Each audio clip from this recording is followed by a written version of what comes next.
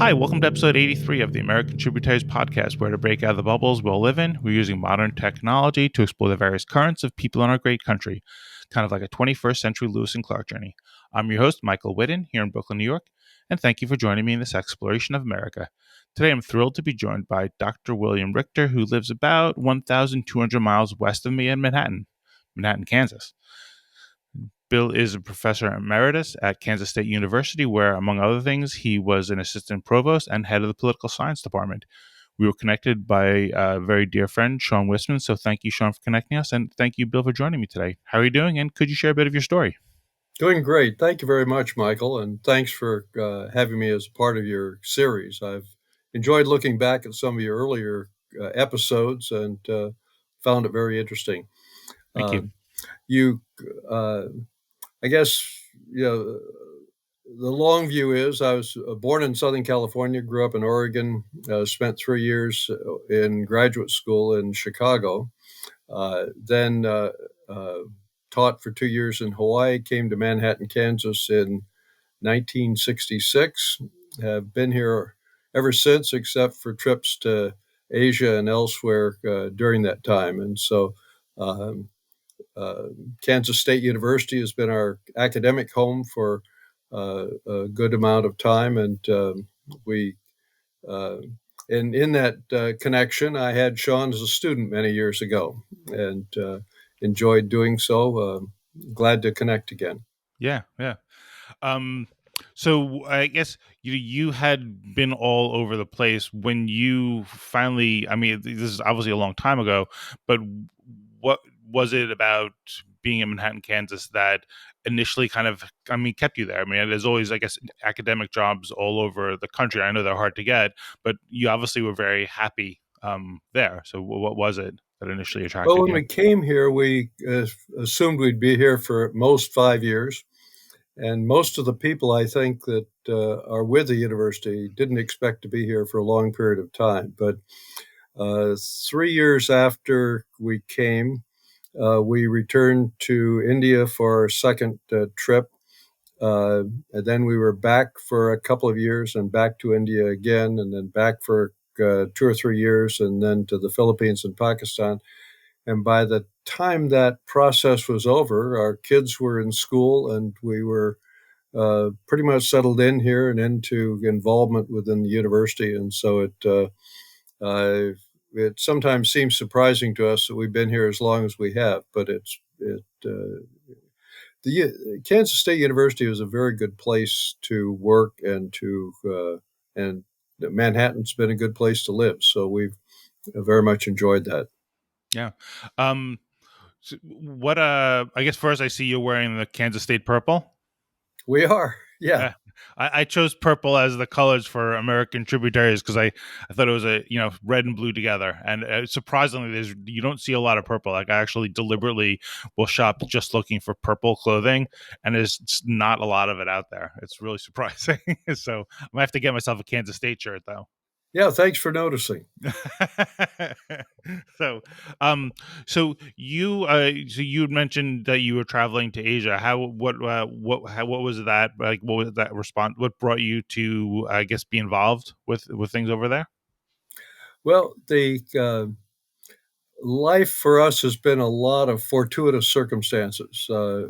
My wife and I were engaged a little more than 60 years ago.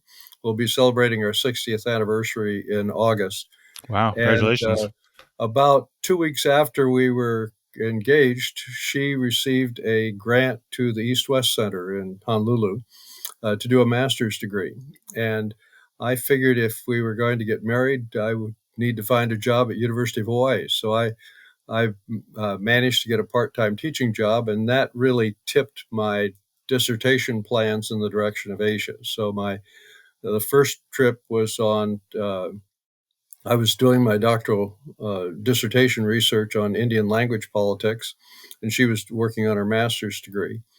And then the one thing led to another, different interesting topics, and uh, in 1975 we had planned to go back to India, and the emergency occurred, and So we were unable to do that. We ended up working instead in the Philippines, where my wife did her dissertation research, and in Pakistan. And after that, most of my work on South Asia was in Pakistan. Hmm. Wow. So many different tangents that I love to go with. Selfishly, I want to ask one question. I'm approaching my 25th anniversary, the end of this month. You're far ahead. What advice can you give for anybody to just kind of sustain a relationship as long as you and your wife have? Um, Treasure the relationship. Um, know what your priorities are. We've been very fortunate. Many of our friends, we're both octogenarians now. I just celebrated my 85th birthday. Uh, we we're very fortunate in both of us still being alive, and both in pretty good health. And so the each day is a blessing. And so that is I think that would be the best advice I'd have on uh, surviving a long time and having a long marriage. Okay. All right. Well, thank you. Thank you for that. Um, what was it like? I guess first being like in Hawaii in the early mid '60s. Is that Mid right? 60s. Uh-huh. Uh, what Well, was it yeah. like then? Oh, it was beautiful. Um, Hawaii became a state in 1959. We were there 5 years later, Oh wow. and it was much less developed than it is now. Um, but we've been back many times since and watched it change over the years. There, uh, it. I suppose that would have been the most interesting thing. It uh, really a much less developed area at that time. Mhm. Okay. And actually, what about like I've had conversations with people in various states who'll talk about how things have changed for them. Even like I remember a woman in Savannah from Idaho. How has Manhattan, Kansas changed since you settled there? Well, the university is probably 1 2/3 times as large as it was when we came. Um, the city is probably about has increased about the same amount in size. We travel across the campus and to say, well, that building wasn't here when we came. That building wasn't here when we came. So it um, one of the things that I've appreciated about Kansas State University is it's a fairly large research university. We now are around 20,000 students. At one point before the pandemic, we're up to about 25,000. The But as it has grown, it has maintained something of a small campus atmosphere. So there's a friendly atmosphere. And I don't. Sean was only here for a year before he went off to Harvard, and Hmm. but I assume he has could tell you about Kansas State and what it's like here as a student. Hmm. I know he's indoctrinating his daughters to be Kansas State fans. Was that right? Yeah, pretty One sure. one of my former students won a something like $36 million in a lottery, and he Uh, said, "Well, his daughters could go to any university in the world as long as it was Kansas State." um so what like I guess part of this podcast, the intent is to kind of, I guess, trying to learn about other areas. And I've lived in New York City since 1997. I was in Japan for a few years when I was in the Navy, went to college in Philadelphia. But as I've been doing this podcast, one of the things I've seen is, as I'm looking for guests in different states, there are gaps, there are areas that I have not been to, and I certainly have never been to Kansas or any place really kind of like right there in the middle of the country. Um, I can ask questions based on whatever misperceptions or very limited perceptions I have, but I'll just kind of ask in general, like, how would you describe Kansas to somebody from New York? And that seems like a trite question, but I mean, I'm happy to do the same for New York, but for me, how would you describe Kansas? Maybe what are some misperceptions you think people have out there? What are the things you love about it? I think that the biggest misconception is that Kansas is flat. We're located in eastern Kansas. We're about 100 miles west of Kansas City and about 100 miles south of Lincoln, Nebraska. Uh, the uh, uh, the area that we're in is called the Flint Hills. Uh, Eons ago, this was an inland sea, and so there was a lot of limestone deposited here, and that limestone now constitutes the framework on which the what are called the Flint Hills is based. And the so we Mm, Manhattan is quite a hilly town, and uh, no mountains. Growing up in California and Oregon, I miss the Cascades from Oregon, I'm always rejuvenated when I get back into mountains, like in Colorado. But I think most people would find Kansas surprising in the uh, uh, variety of the terrain here. okay, yeah, you just dispelled one misconception I had, so thank you. um, so, and then I was thinking about it, like, and I don't wish to kind of go into like politics per se, but there's that book like "What's the Matter with Kansas," Right. and one of the things that I've tried to settle into is before I don't know, like before arguments, before having disagreements, is to kind of try to understand the different contexts in which people are living, to so not to start from the point of like, well, I'm right, how can they not get me, but more just like, I see things this way, how do they see things? And I think for me, like if I were to describe like New York is a chaotic city. It's a very stimulating city that you can, there's always something new to do, and some people, and obviously a lot of people come to New York like that.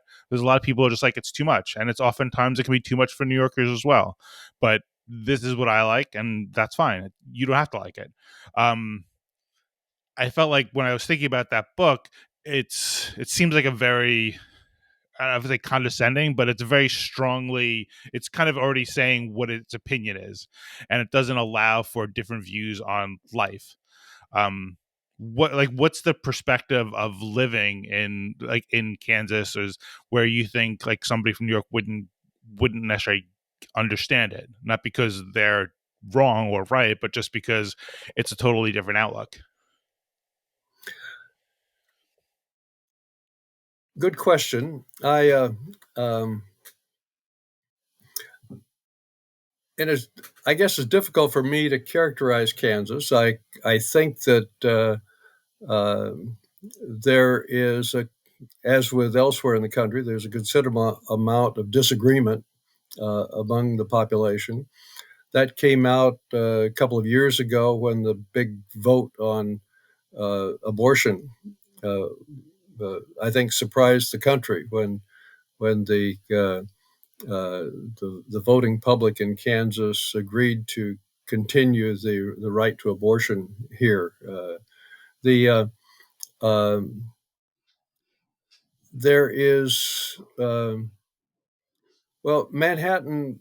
One of your earlier interviewees had mentioned that Kansas City, Missouri, is a little bit like a, um, uh, a blue spot in a red environment. And the same thing is true of several of the cities in Kansas, particularly Manhattan and Lawrence, where the University of Kansas is located.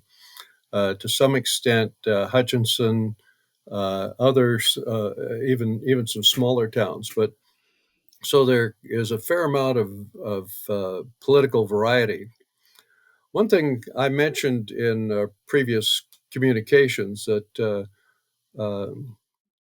we have we have a group that gets together once a year called the Kansas Dialogue, and this we've been doing for approximately 30 years, and it came about in part because of concern over political disagreement.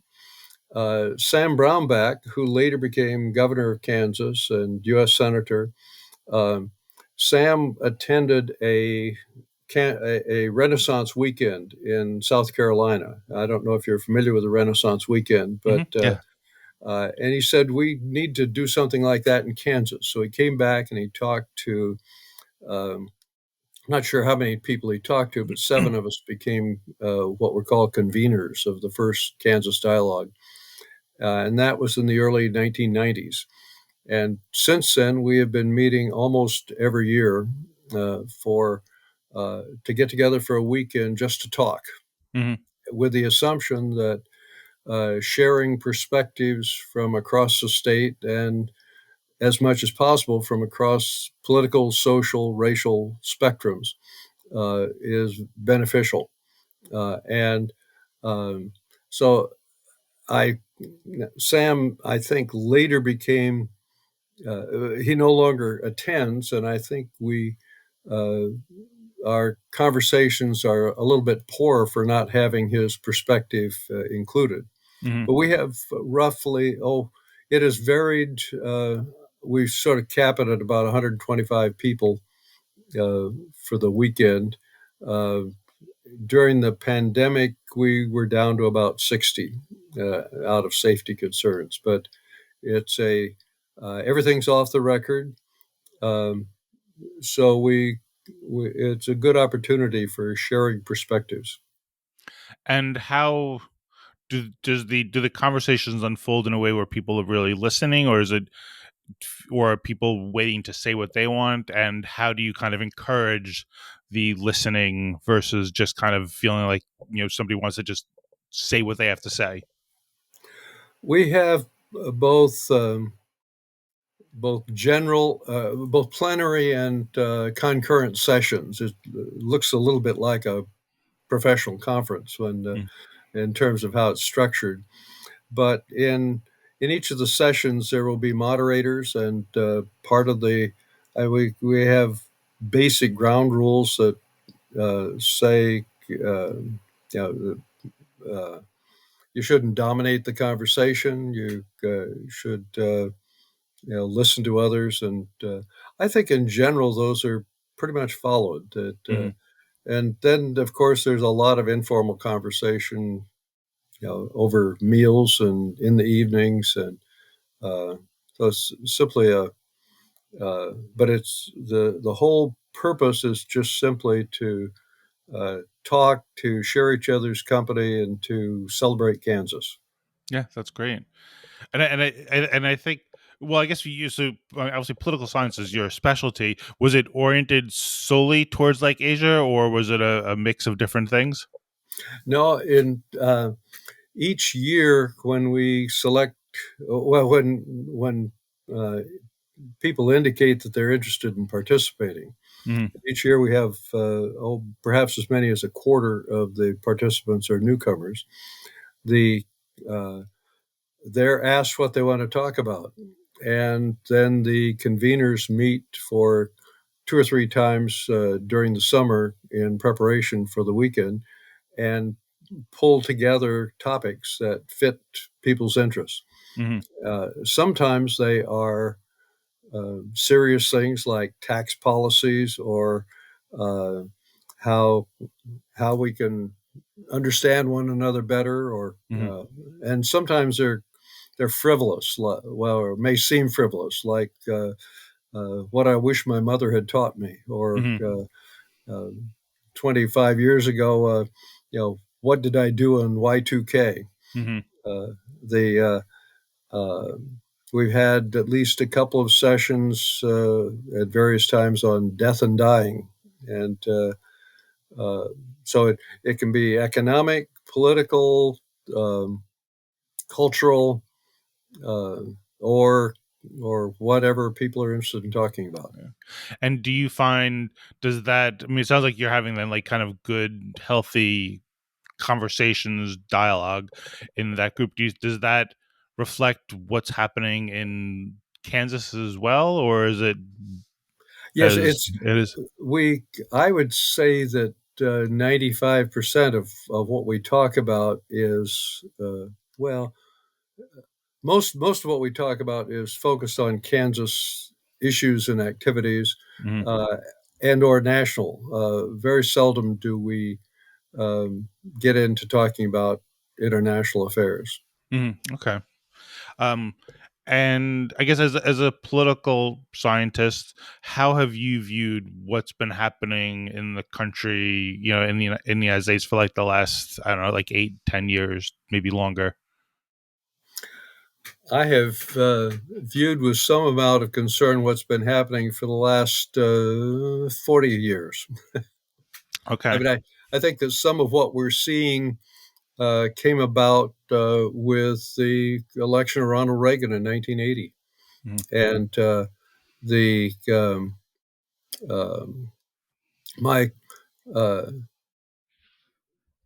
my wife and I have been Republicans all our lives. Some of our students probably find that difficult to understand, but and we have felt that our party, by and large, has left us, so that uh, we maintain our party commitment in part out of just a persistence of loyalty or identity, but it so we tend to view with disappointment a lot Mm-hmm. of what's happened to the party and the country Mm-hmm. over the last 4 decades. And why do you pinpoint 1980 as the turning point? Well, the that was a point at which we became much less active politically, Mm-hmm.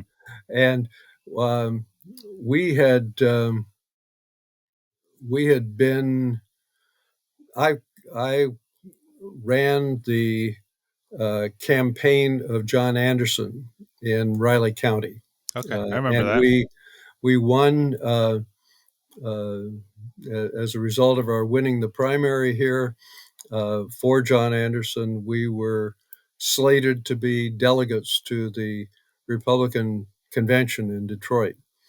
At the state convention, the uh, uh, the majority, who were for Ronald Reagan, said that because John Anderson by that point had decided to become an independent candidate, they said that the people elected in the primary were not going to be delegates, and so it was sort of a traumatic point. And at that point, I pretty much dropped out of active politics Mm. for a period of time.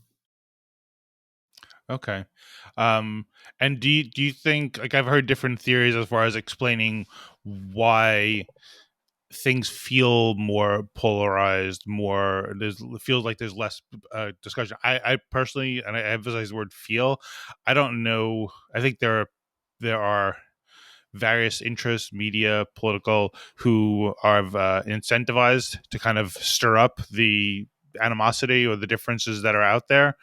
I mean, I think they've always been out there. I feel like the internet and social media and everything has kind of like forced us to see that there are people radically different than us. I feel like the human brain was wired to be able to deal with, say, like a tribe of 200, and now we have to deal with a tribe of 330 million, and that's going to take some adjusting to realize. And I kind of refer to it almost as like we need to have like this mental, emotional agility to be able to step in somebody else's shoes before we just launch into some tirade about why they're so hateful or whatever because they don't think like us.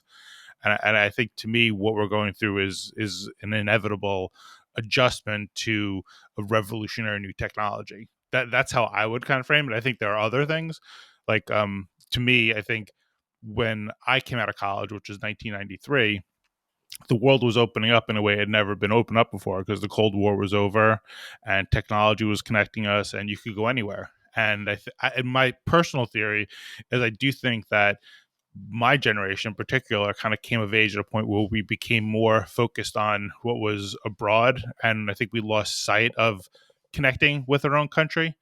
Um, And I think you even see it with lots of universities. They always have overseas campuses, but does NYU have a campus in Manhattan, Kansas? No. Like, there's no effort by the universities to get to know this country.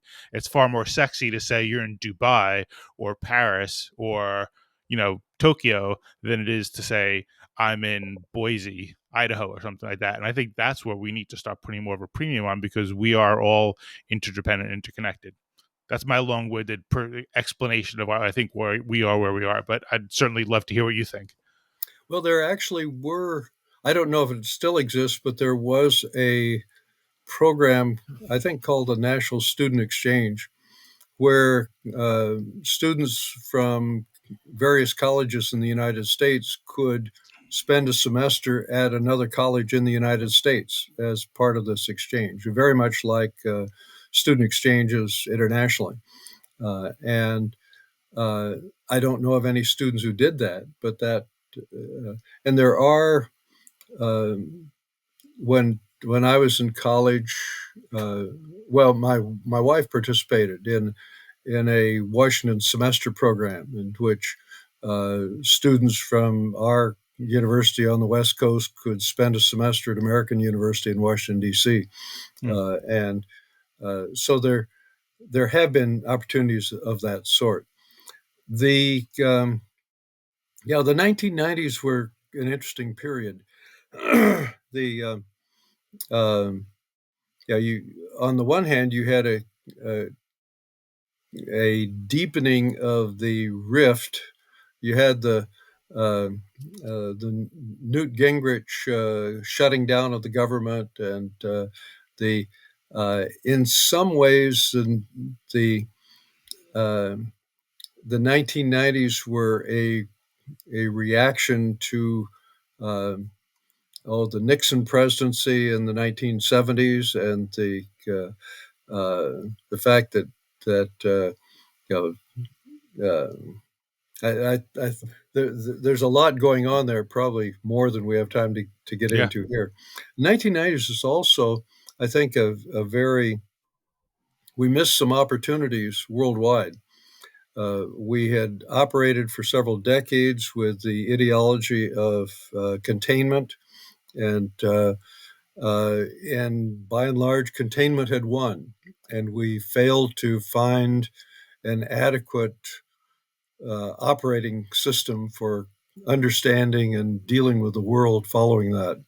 And so I don't know when we will have that. I don't think we're in that sort of flexibility right now, uh, but these opportunities come along every few decades. Yeah. Yeah. And when so you spending your time in like Pakistan, India, Philippines, what were you doing there? Like, what did you learn about the cultures, the politics there, and how does that inform how you see things unfolding here, if at all? The uh, the first few trips were uh, largely academic. After completing my dissertation, well, I went back to India in 1969 on a Fulbright lectureship, but I was very interested in doing research on the Indian princes. These were a few hundred families who had been deprived of or who had voluntarily given up their thrones in return for lifetime stipends and uh, to both in India and in Pakistan. And so the most of my research for the next few years was related to that.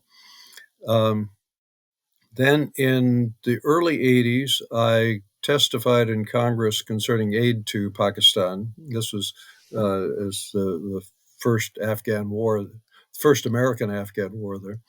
Mhm. And the um, Was this when it was the Soviets were 79? What era, what time period are you talking about? yes, shortly after the Soviet incursion, there were the Reagan administration proposed a sizable uh, aid package, and they invited in a number of people who'd done work on Pakistan Hmm. to testify. And I I um was largely testifying from a domestic politics standpoint, but that got me involved in looking at uh, security issues in South Asia. And so much of my work after that was on that.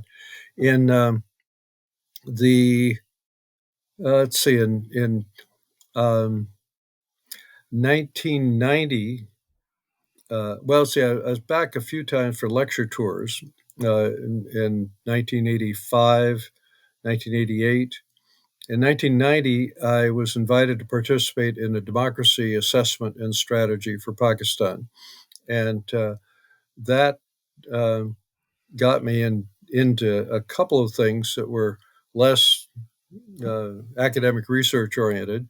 One was democracy assessments in Bangladesh and in Indonesia in 1992 and 1994. And then also a spinoff from that was being invited to participate in election observation teams in Pakistan in 1990 and 1993, and in Azerbaijan in 1998. And so the uh, so that really led to a questioning of what makes for an effective political system. And so, in some ways, it would be interesting to have um, democracy assessments now of the United States, of having and this sort of thing, I suppose, is being done. But a team to come in and say, what would it take for the system to operate more effectively? Yeah. You know, one of the things that I find, um, I don't know, disillusioning, but I get maybe frustrating is I think in some respects I feel like a lot of people, I get the perception of government is almost like more like a service than it is a responsibility. Just in terms of like, I feel like you see a lot of focusing just on voting, and voting is certainly important, but it's only one civic responsibility amongst many others. And I don't know where I feel like whether you're on the left or the right, and I've said this before in other podcasts, but I feel like the playbook for politicians seems to be to kind of peddle simplistic solutions to their supporters that kind of absolve them of responsibility and impose as little burden as possible. So whether it's saying we'll fix immigration by putting a wall up, or we will solve the soaring rates of we'll solve like student debt by just dissolving it, by just kind of like forgiving it all. They're very simplistic, but the both problems are far more complicated than that. But the public dialogue never goes more than just that, and it feels like almost any issue becomes just about one way or the other way, and we've lost all ability to consider nuance and to consider the other side, at least in terms of the public discussion about things.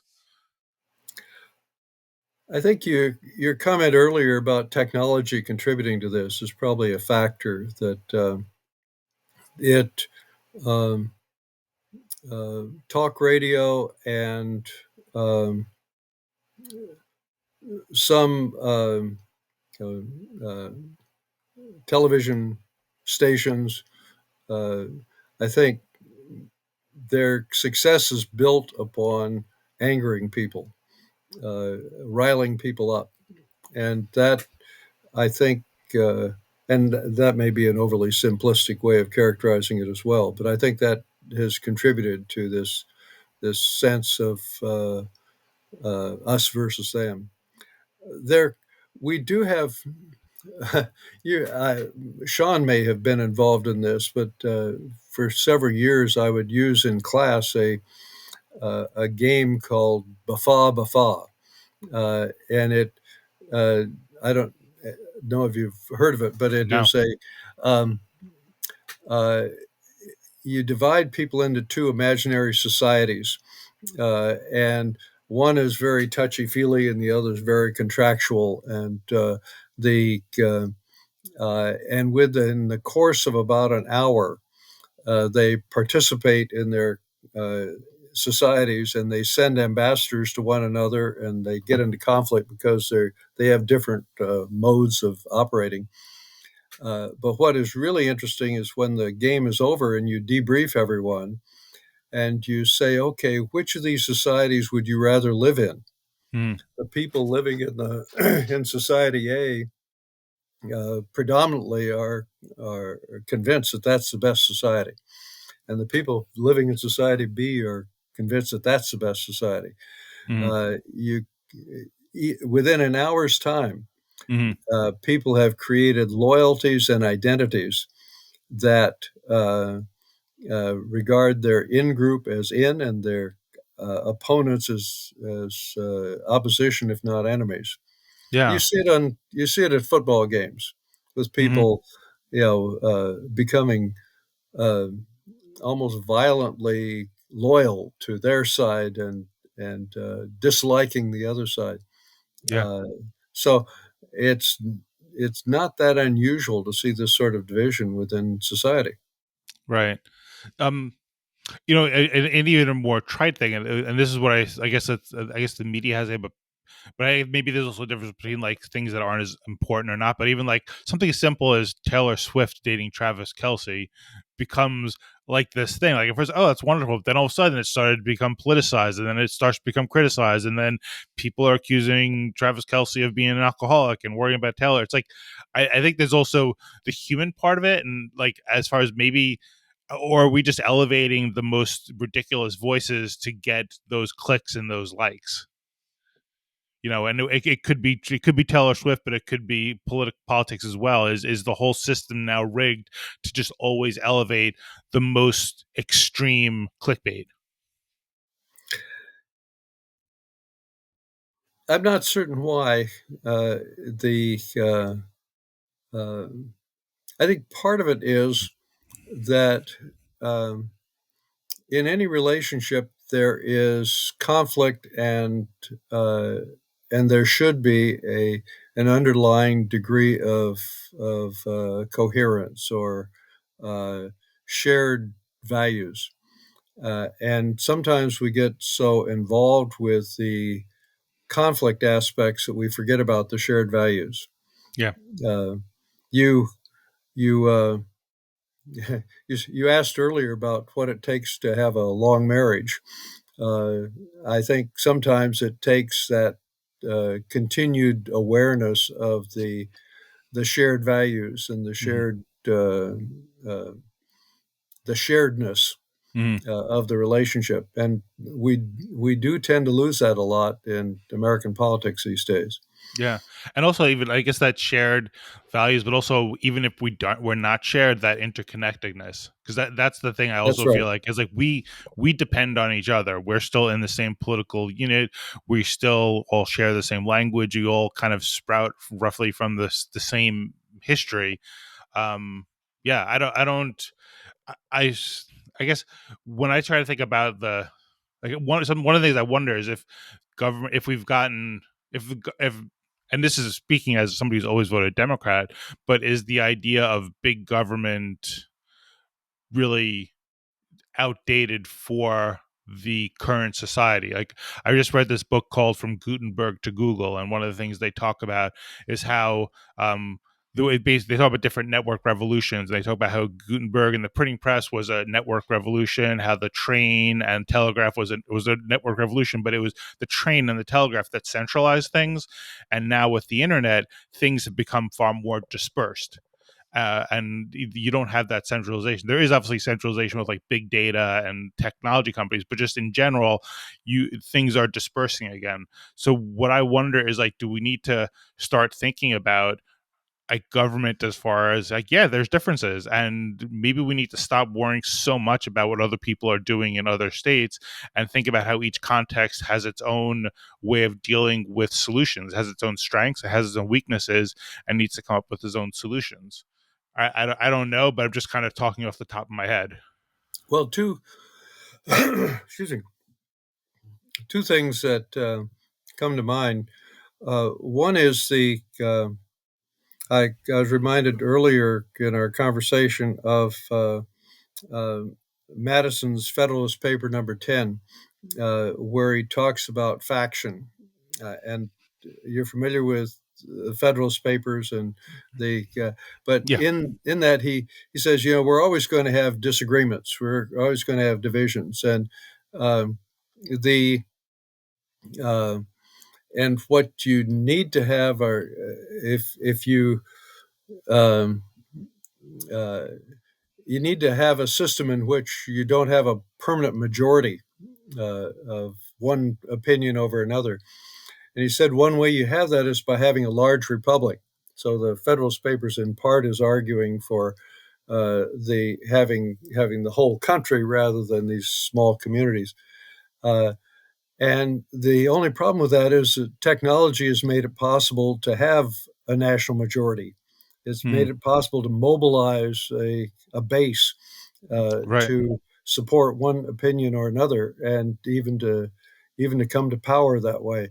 And that so we've lost by having it's not so much a large government, but a, uh, a technologically connected society that has undermined the basic argument of Federalist 10.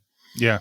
Um, the other thing that you reminded me of was the fact that there are movements um, to revitalize local democracy. The Kettering Foundation, for one, I'm not as familiar with it as I should be, but I know that they've been doing a lot of work to encourage local democracy. And one of the things I mentioned earlier in our communications was uh, we have a an operation here at Kansas State called the Institute for Civic Discourse and Democracy Hmm. that was created about 15 or 20 years ago, again with the idea of overcoming the division within society and encouraging more civil discourse, more talking to one another as if we were interested in what the other person had to say. And that too has, we've facilitated discussions in communities and counties across the state of Kansas and elsewhere on public issues.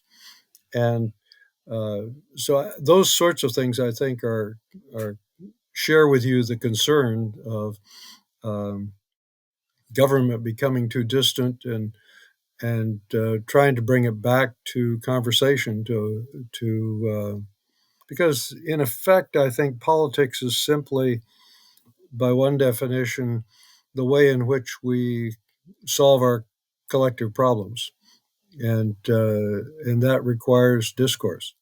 Yeah. Yeah.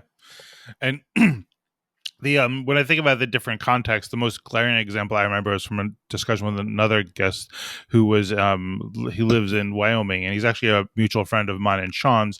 He was from Wyoming, was a lawyer out here, moved back there, and he talked about like where he was living, and he mentioned that there was a herd of elk roaming around in his neighborhood, and it just got me thinking about that different context where like I live in an area where there's like 20,000 people per square mile, and rats roam free, and he lives in an area where there might be 5 people per square mile and elk roam free, and how from those two different contexts, they're going to be fundamentally different ways of solving problems. Like even if your politics might be, he might have New York love, or it might be a liberal or whatever you want to say, but like when you're in a context where there's 5 people per square mile, your way to survive, your way to exist is going to be different than it is here. And the most glaring example was like just the idea of like kind of fixing plumbing in your home. Like if I live in an apartment building with 70 other units and I screw up my plumbing when I'm trying to fix it, I can affect a lot of people. So I don't do my own plumbing. I always hire somebody. So in that respect, I'm not self-reliant, but I can't be out of deference to all my neighbors. Whereas if you live in Wyoming, there's nobody around you. The plumber probably covers like, thousands of square miles. He can't get to you for a week or two. So you got to do it yourself. So that's his way of dealing with it, and this is how I deal with it. And neither one is wrong. You can't criticize me because I'm not self-reliant. Because there's no, it would be irresponsible to be self-reliant in that respect. And that to me is just one example. So like when I ask about Kansas, I guess I try to think about like what is it that frames people's perspectives and opinions in a way that would be unrelatable or just not be something a New Yorker would have. And I'm not sure how to.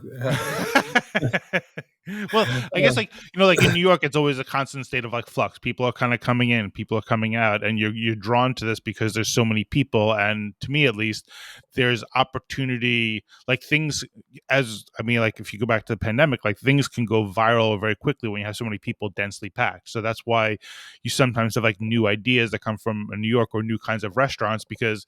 If I want to open up a Tibetan restaurant, I probably can find a couple thousand people in the city out of 8 million that are going to want to support a Tibetan restaurant. But if you open that in Kansas, it's probably less likely. It's possible, but it's less likely. So I don't, there might not be anything that you could kind of discuss, but I think that's what I'm always kind of searching for is just trying to leave myself or anybody who listens with their understanding that, oh, wait, that's different. Yeah, it's different. I don't, so. Yeah, it. Um, yeah, the. Uh, it's been a long time since I. Well, it's been a very long time since I lived in Chicago. Mhm. Uh, it's been a long time since I visited New York or Washington D.C. Um, the uh, but you mentioned differences between large cities and small towns or rural areas, but I'm struck by the differences between uh, well, differences between my life during the pandemic and my life just before the pandemic. The uh, Somehow we were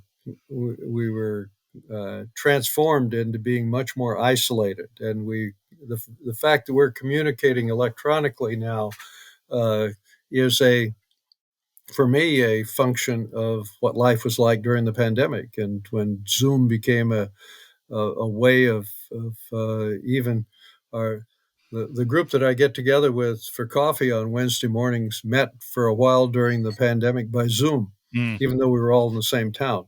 Yeah. Uh, I I visited a retirement community yesterday to donate a couple of boxes of books to them, and uh, the the people who are living a mile from me or 2 or 3 miles from me in this retirement community are living a different life from what I'm living. Mhm. So the uh, I'm I've been very fortunate in being able to uh, continue to be involved with people of all ages, but we tend to have age segregation. We tend to have some people are interacting with kids a good part of the time, and some never see children, if or very seldom because they're in an age segregated society. Um, so um, I I don't know whether I'd make the argument that the differences uh, between different groups within the same community would be greater than the differences overall between one geographic area and another. But I think they have to be taken into account. Interesting. Yeah, somebody else had brought up that actually that point, or at least maybe think about that point, where I think the way, and there's a book called Fragile Neighborhoods that's also a really good book. I actually interviewed the author Seth Kaplan just a few episodes ago, but I saw that yeah, as I was warming up today. I took a look at that and yeah. didn't watch the whole thing, but it looks interesting. Yeah, but he talks about the segregation of ages, how we've lost the benefit of like the grandparents because they are ushered to some retiring community or something, and we don't have that. And it's and another guest, she is a Shoshone elder, and she was talking about she was mentioning what an elder was, and she was like an elder, somebody who's a connection to the lessons, the history of the prior generations, and that got me thinking. I don't even know if she had mentioned it, but just the idea of like you can be an old person or you can be an elder, and an elder is somebody who kind of sees themselves as having that responsibility of keeping the connection from the past to the future.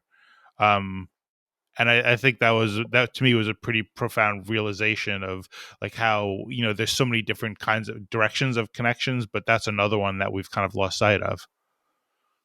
But the yeah, in some ways, the challenge I think that we all have is um, to deal with the uh, to deal with where we are, to Mhm. deal with the societal situation we find ourselves in, to deal with the technology as best we can to pursue the values that we want to pursue. And uh, the same technology, the electronic technology that is uh, at least credited with causing a lot of the divisiveness in our society, is something that you're using through this podcast to overcome the divisiveness of the society. Um, the um, I've one of the things that I've enjoyed in retirement is doing editing, and I'm uh, work. There's a fellow in Maryland uh, with whom I've been co-editing some books.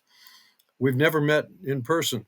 We've met by, as you and I are meeting now, we've talked on the telephone, but electronically, we have done a lot of work together. Um, and a year ago, after one of those books was published, he and some of the other contributors and I uh, presented a week long series of lectures in Mumbai, India, via Zoom.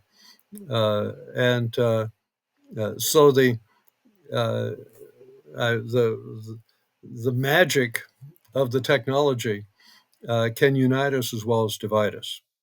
Yeah, yeah, very true.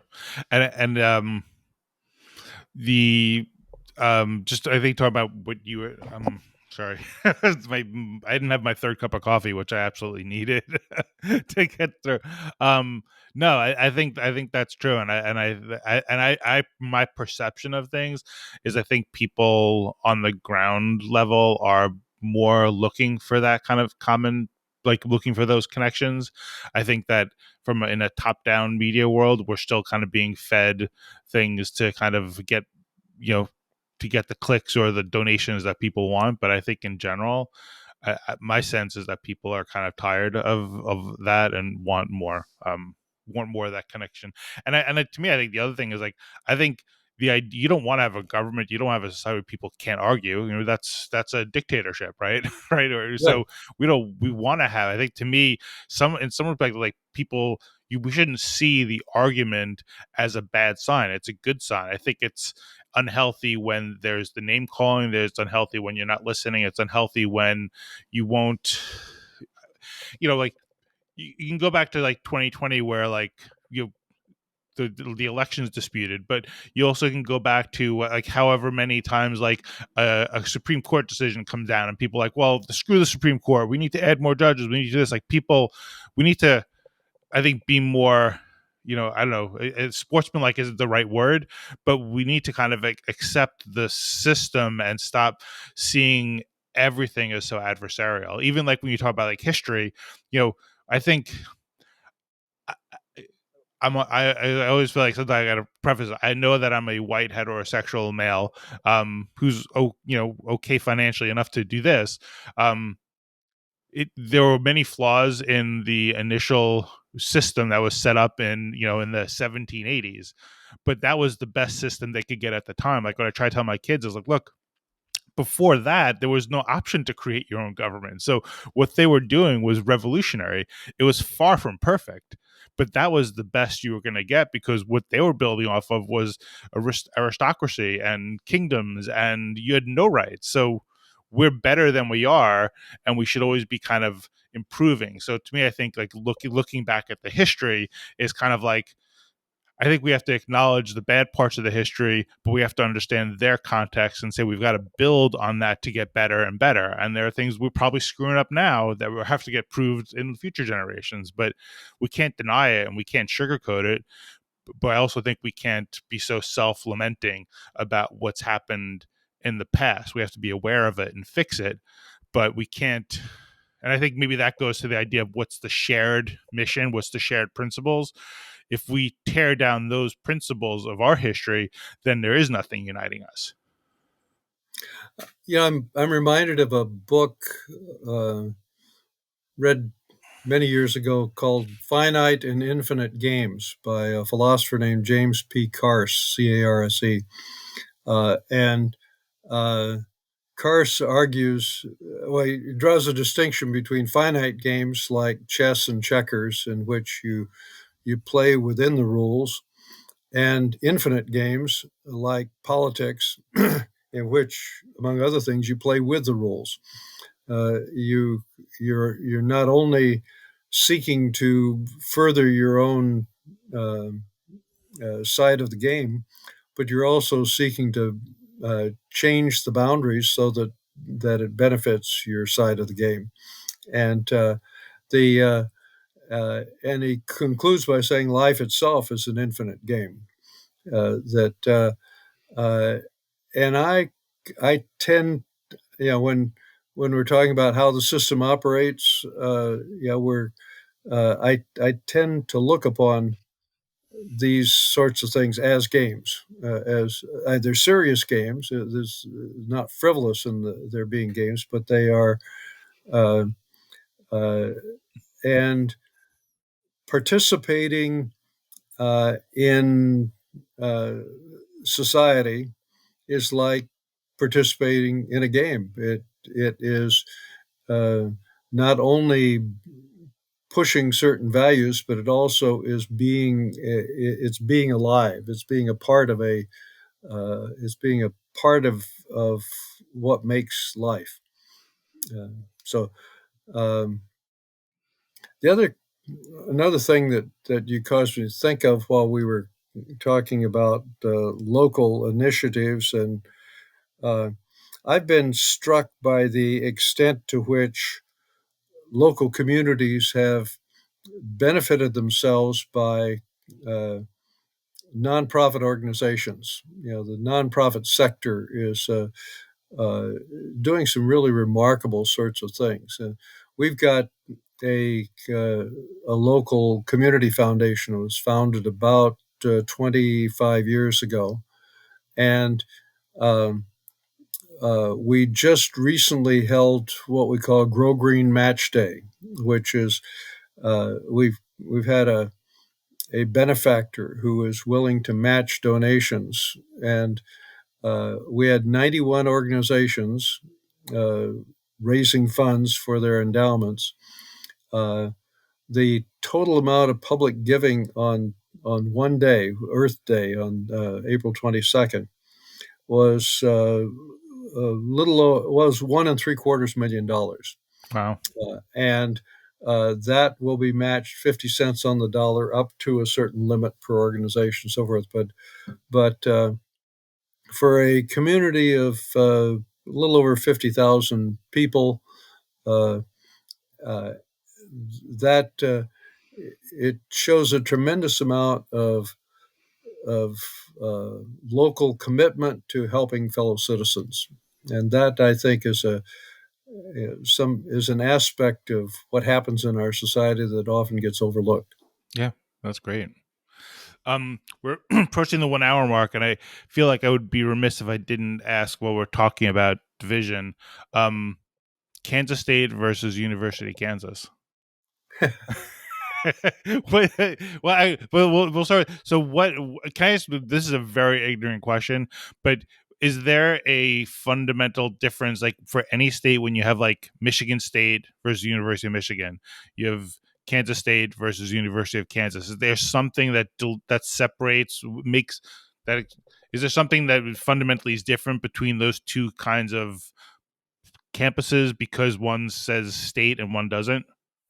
traditionally, the though not this isn't true in most. This isn't true in every state, but uh, with the ones that you mentioned, with Michigan and with Kansas and with North Carolina and so forth, uh, the state university was traditionally the land grant institution, which was uh, in the 1860s. Congress established the land grant educational system, and that provided land to the institutions to develop, and primarily those the most obvious discipline in land grant institutions is agriculture. So uh, uh, Kansas State, Oregon State, Michigan State, North Carolina State, all were agricultural colleges that then became full-fledged universities.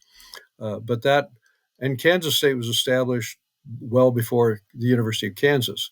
The but the so there's that.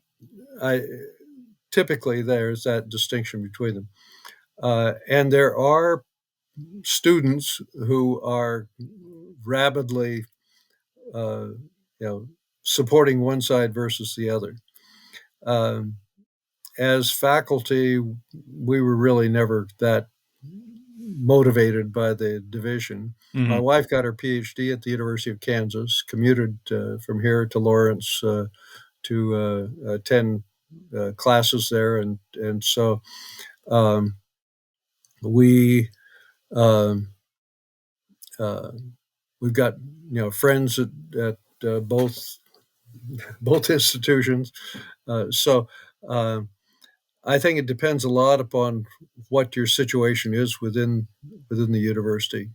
Okay. But there are strong rivalries, Uh-huh. and fortunately, there are also people who have helped to uh, tamp down some Hmm. of the more unpleasant aspects of those rivalries. Hmm. Okay. Our, Um. our new basketball coach, for instance, uh, has been very articulate in Mm. pointing out to students that uh, excessive actions reflect badly upon them rather than upon the people that they are uh, acting against. Right. How far is Lawrence from you guys? 85 miles. Okay. All right. Yeah, the um, if you go west from Kansas City, you come first to Lawrence, then to Topeka, and then another 50 miles west to Manhattan. So Okay. we're and then uh, you know Interstate 70 continues on west 500 miles from here to Denver. Wow. How long does it take to drive across the state? Um, well, approximately, I I suppose 7 or 8 hours. Okay. Wow. That's far. Yeah, it's 350 miles maybe across the state. Okay. Wow. That's like New York to, I guess, like I could probably get to the border of North Carolina and maybe that time if we have no bathroom breaks. Yeah, So, I've uh, it used to amuse me when we would have international visitors who would want to say have breakfast in Chicago and then go see the Grand Canyon in the afternoon. And yeah, assuming that distances were much less in this country than they really are. yeah. And one last thing I'd love to ask you is, so what is for you have a day off on the weekend? What's an ideal day for you? Um, well, I still feel some of the sense of the calendar as if I were still working, so that when this time of year there is this sense of relief that the semester is ending, although I haven't taught for 15 years, and the but in terms my typical week, I've got a group that plays tennis that. I can play tennis any one of 6 days during the week because we've got groups playing, but I usually play on Tuesday and Saturday now. Um, the Um, the weekend is always a little more relaxed than the rest of the week. Uh, Otherwise, we, my wife and I walk each day. She does a mile, I do 2 miles, just usually in our neighborhood. Uh, Most days, this time of year, I'm in the garden. Some things are really quite uncertain as to what's going to happen. We do a lot of book recycling, and so uh, we may get the local recycling center may call and say we've got a few books for you. And this week we recycled. The last couple of weeks we've recycled about 40 boxes of books, many of which go to our local public library for an annual book sale that they conduct. Mm-hmm. So. Um, Seems like there's never enough time to get done the things that need to get done, but uh, always enough things that are interesting to make the day worthwhile. Yeah. So that feeling doesn't stop, huh? That's There's right. never enough hours in the day. It they really well. Part of it depends upon your willingness to say no, Uh, and there are always too many interesting things to say yes to, and but on good days, you have a feeling that some of it gets done, and the rest of it can wait till the next day. yeah. Well, I'm glad that in your busy days you were able to, and you did decide to say yes to squeezing in a podcast from a random New Yorker. So thank you for that. I've very much enjoyed it, and I don't know if you're in regular contact with Sean, but Yeah. his father is one of the 7 people in my weekly coffee group. Mm, So I will. Uh, so I often hear about Sean and what he and his girls are doing, yeah. uh, but He's been a good and friend since that first day we showed up for our summer associate summer at Debevoise and Plimpton. So at what? Debevoise and Plimpton was the law firm that we were both summering at. Oh, okay, So that I've known him since that very first day, and we're so glad that they had lived in New York for the time they did. We're disappointed they chose to uproot themselves, but it's always great to have friends outside of DC. And Sean and Dee and the girls are wonderful. So I appreciate him making the connection here. great. Okay, what gives you hope at the end of the day? Um, People. I've been very fortunate to know a lot of really inspiring people, and that uh, and I continue to meet interesting people. Hmm. Well, thank you for that. And again, thank you for coming on the podcast. Everybody has so much else going on, and to make the time to indulge this very random outreach it means a lot to me. And I think the only way to build new bridges is to reach out in unexpected directions and hope that there are enough people interested. And that's been, to me, probably the most heartening thing about this experience is not just the discussions or the topic of the discussions, but just that the discussions happen at all. So thank you very Thank you for much. doing it. I think it is it's a very valuable thing, not only for you but for those whom you engage in the conversation. And uh, I look forward to looking at a lot of the others that you've put me on to. Yeah, every conversation has been transformative for me. So thank you, and thank you for being a part of this. Thank you. And thank you to all the listeners and viewers out there. May you go out and explore our country with curiosity, respect, compassion, and humility. All right.